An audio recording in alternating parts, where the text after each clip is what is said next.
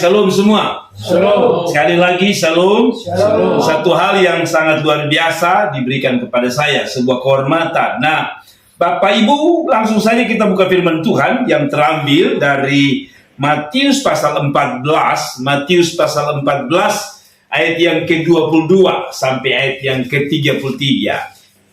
Saya beri tema yang saya suka kalau khotbah di mana-mana saya kasih tema, berjalan bersama Yesus. Saudara, mari kita lihat tema kita adalah apa? Berjalan bersama Yesus. Nah, saya baca untuk kita sekalian. Sesudah itu, betul ya, semua sudah dapat? Katakan amin. Matius 14 ayat 22.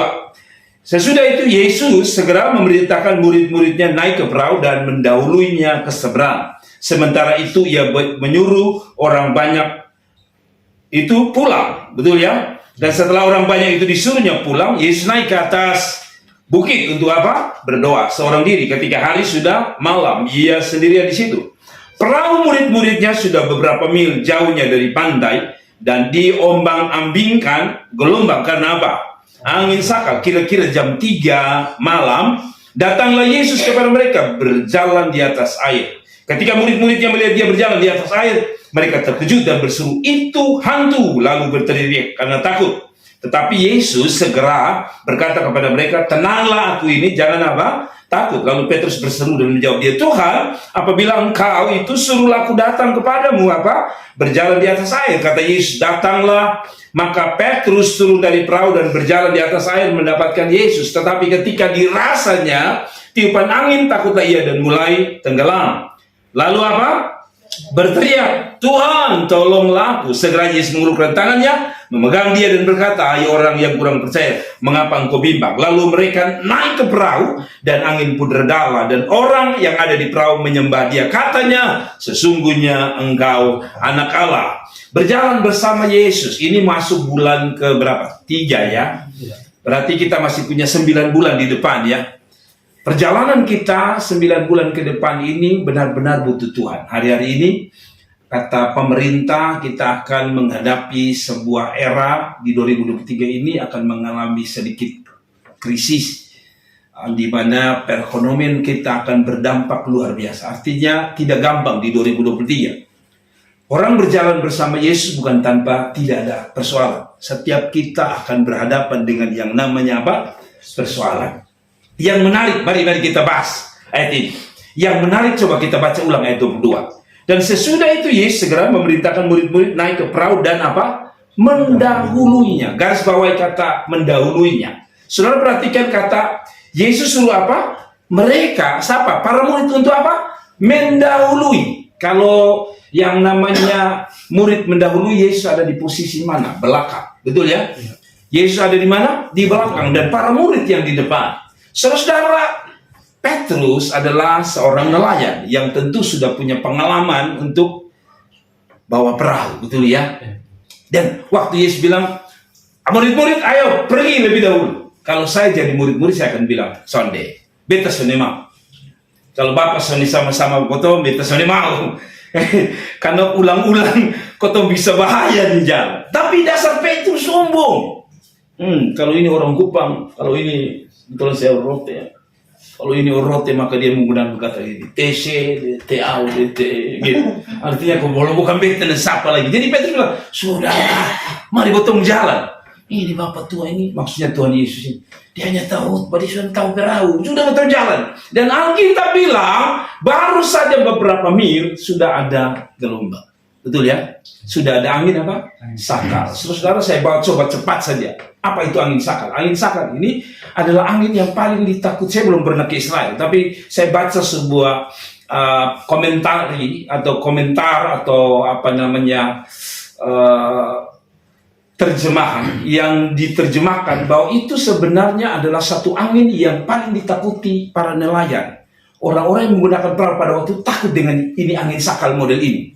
Karena ini angin sakal ini beda dengan seroja.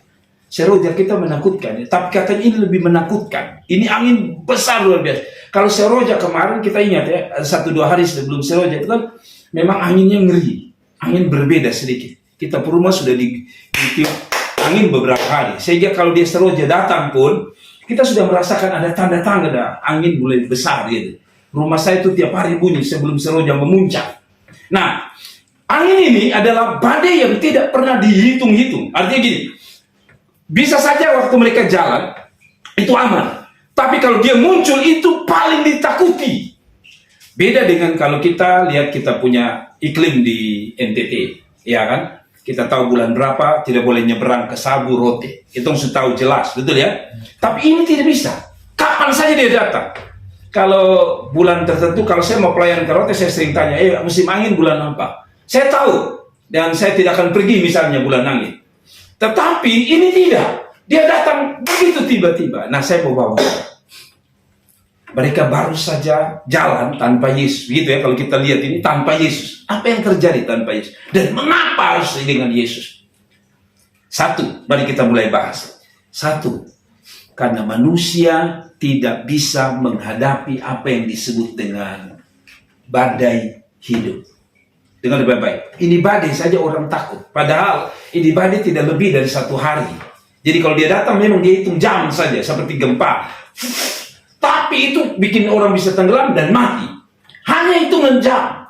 Saya terjemahkan dalam hidup kita. Yang paling ditakuti itu adalah badai hidup.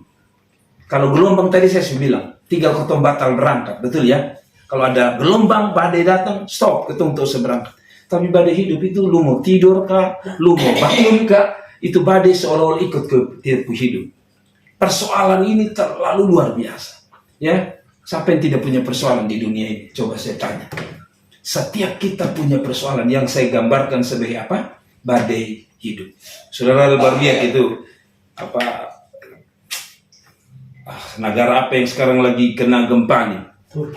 Turki. Saya punya teman-teman, wah, para pendeta dapat berkat lari ke Turki. Katanya Turki itu bagus, tenang, walaupun itu adalah orang agama Muslim ya. Tapi sebenarnya itu dulu gereja-gereja Asia Kecil, Galatia apa semua itu ada di sana. Tetapi hari ini kita lihat Turki yang begitu nyaman, Turki yang begitu luar biasa, seketika hancur. Lihat. Saya kasih ingat kita ya, khusus kami yang kita orang-orang muda, dengan kalau saudara tidak jalan dengan sekarang dengan Tuhan, pegang dengan Dia, jalan sama-sama dengan Dia, nanti satu waktu ada persoalan yang engkau sendiri tidak sanggup, dan itu hanya bisa ditolong oleh Tuhan. Amin. Saudara, saya mau bilang bahwa badai hidup itu tidak perlu diundang, seperti dalam konteks ini. Ini angin tidak perlu didoakan, dia datang. Dalam hidup kita ini kan begitu. Pernahkah saudara berdoa untuk sebuah masalah? Tiba-tiba dia datang. Dan kadang-kadang masalah itu kayak gampang ya untuk selesaikan, betul ya? Tapi kadang-kadang ada masalah yang rasanya Tuhan, kita sudah sanggup. Ya, mungkin kalau saudara yang belum menikah, belum tahu. Tetapi kami yang sudah menikah ini harus sadar bahwa persoalan terlalu banyak. Mau pikir anak pun makan kok, mau pikir kita pun hidup kok, mau pikir masa depan, terlalu rumit. Saya gambarkan itu badai hidup. Dan hanya mereka dengan Tuhan. Nah, tadi saya bilang, dengan Tuhan tidak selamanya berjamin kita aman. Yang setuju katakan amin. Saudara, saya punya sahabat baik, seorang jaksa, yang punya uang, punya jabatan, suaminya kerja di bank. Apa yang kurang? Uang ada, semua ada. Satu malam, tiba-tiba dia merasa sedih yang luar biasa dan ada rasa takut yang mengerikan dalam diri. Saya tanya apa itu? Dia bilang, saya tidak tahu. Tidur tidak bisa, takut, seperti ada ketakutan yang tidak ada alasan. Jadi setiap malam dia seorang ibu, dia harus menyentuh tubuh dari suaminya untuk bisa tidur. Dia taruh tangannya. Pokoknya kalau dia rasa tidak sentuh dia punya tubuh suaminya, ketakutan itu makin mengerikan. Dan akhirnya dia tidur itu tidak bisa, kerja juga tidak itu. Lalu dia telepon saya, Pak Pendeta, ada waktu kita tunggu. Saya bilang, oke, ke gereja ya. Lalu dia datang. Lalu dia cerita, lalu saya seperti diingatkan Tuhan. Saya bilang, selama you mulai kerja ini, karena saya tahu you dulu orang persekutuan doa, cinta Tuhan, selalu melibatkan Tuhan. Hari-hari ini jangan sampai lu sibuk, lalu lu sudah lupa Tuhan.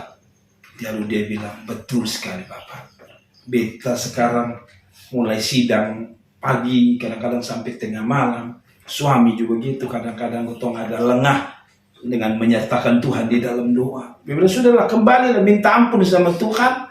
Lalu waktu dia minta ampun, dia nangis habis-habis. Bapak Ibu tahu seperti mimpi.